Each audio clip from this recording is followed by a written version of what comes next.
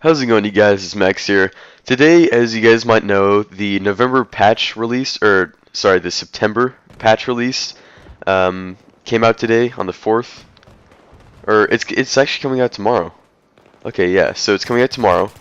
I believe it's a 1.44 gigabyte patch, and then the Armored Kill update is going to be 1.56 gigabytes. So, what I really wanted to talk about was the M16 and the M416, how they're going to be kind of patched.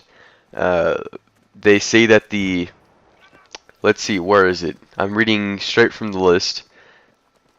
Okay, here it is. So, I'm just going to read this off. M416, vertical, horizontal, and first shot recoil have all been reduced to make this weapon clearly different from the M16A3. And then for the M16A3, it says, recoil amount slightly increased. So, you're saying that you're going to increase the recoil in the M16A3, and we all know that the M416 does have a slight amount of more recoil than the M416, or the M416 has a slight amount of more recoil than the M16A3. So you're saying that by increasing the amount of recoil from the M16, you're basically having that become the new M416? And then they say that they're dropping the amount of recoil from the M416, and by saying it's more equivalent to the M16, right now I'm thinking that it's going to become more like the M16. So I don't know what they're trying to do. Are they trying to make it switch places so that the people use the M416 a lot more? I have 42 server stars in the M16. I know my shit. I have the perfect setup for it. It's Cobra with the flash processor. That's all you need for it. And by that way you have domination over medium range, and you have, somewhat of domination over CQB. Long range still not so good, but if you burst shot it or put it on semi-auto, you can get headshots from 150 meters away, easy. So that's just a little thing I wanted to talk about. I mean, it seems like they're kind of trading places. It also says specifically, or it says a select set of weapons have had the recoil adjusted based on joint community feedback and statistical analysis to provide greater balance in the weapon choices players make. Specifically, the M16A3 and the M4A1 have increased recoil to make them less attractive in all situations. We all know that the M16 and the M4A1 are pretty good in any damn situation, as in CQB, medium range, long range. Then it says competing weapons like the SG55-3, G36C, and M416 have been improved to increase viable player choice in primary weapons. So the M16A3 is a lot of people's primary weapon choice because of it's easy to use. I mean, it's accurate, the rate of fire is decent, the damage obviously doesn't have as much damage as the AEK, otherwise even myself I would be saying it has to be patched, but it's just a mediocre weapon that's really good. So that's why it's in the category with the M4A1, because they're kind of mediocre weapons, but they're actually really good if you really seek out the full potential. So, and everybody knows the SG55-3 and the M416 are mediocre weapons as well. So it's like, are they trading places? Is DICE going to decrease the M416's recoil and have it as accurate as the M16 used to be? It's not making any sense to me. The vertical, horizontal, and first shot recoil have all been reduced, and that's for the M416. That sounds a lot like the M16A3, because the first shot and the vertical and horizontal recoil on the M16, if you know how to control that, if you know how to pull the right stick down, then it's really easy to control. It's like shooting a full auto sniper rifle, even though it's 5.56 by 45 millimeter NATO. So I'm not really sure. It says for the G36C, vertical and first shot recoil amounts reduced. So that means the G36 is also going to get an accuracy buff. M16A4 and M4, those are the 3-shot carbine, and the 3-shot version of the M16A3. These weapons have been adjusted for the increased recoil they now have.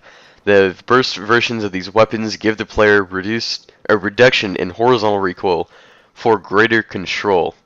That basically means they're gonna significantly reduce the M16A4 and the M4's recoil by a certain amount.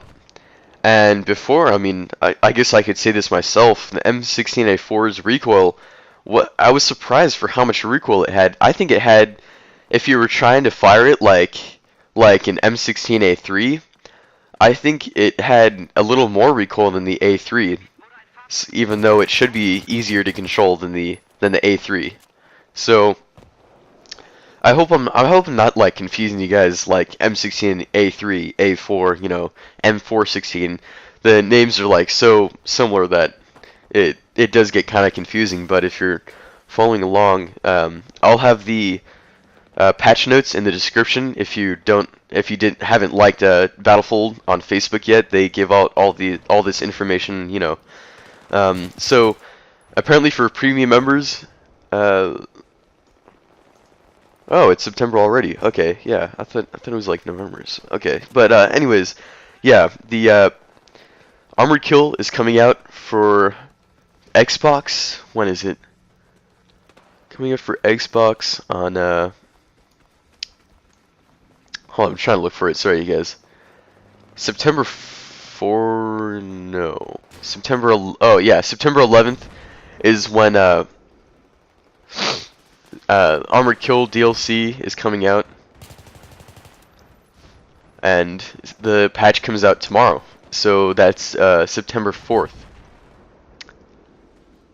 Yeah. Okay. Yeah. So for Xbox specific info, I play on Xbox obviously. Patch goes live September 4th.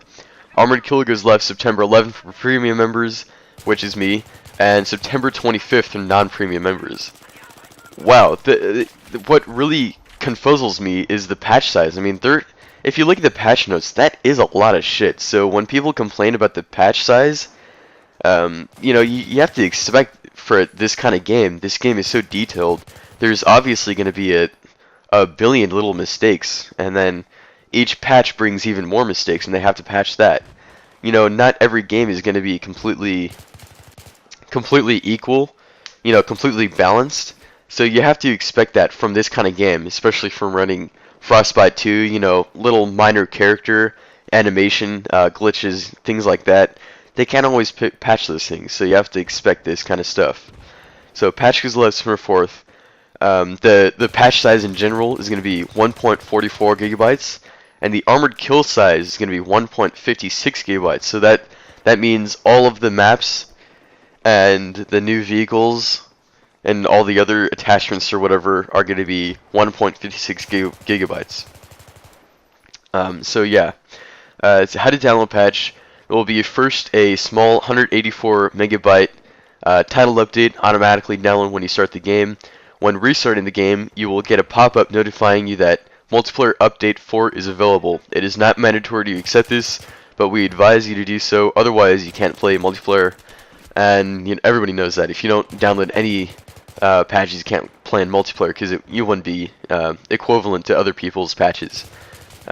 So yeah, you don't have to download it right away. Just go on the XBL Marketplace, and our in-game store, or their in-game store, has a manual download as well in case you accidentally exit out of it. So I hope you guys enjoyed. Yeah, like I said, I will have the patch notes in the description below. For anybody that's viewing this video in about a month or so, just if my information is wrong or anything, I know it's not wrong, but just take note of the date of when this video was uploaded. I'm probably going to upload this on a Wednesday, so I hope you guys enjoyed. So rate, comment, subscribe. Most importantly, happy killing.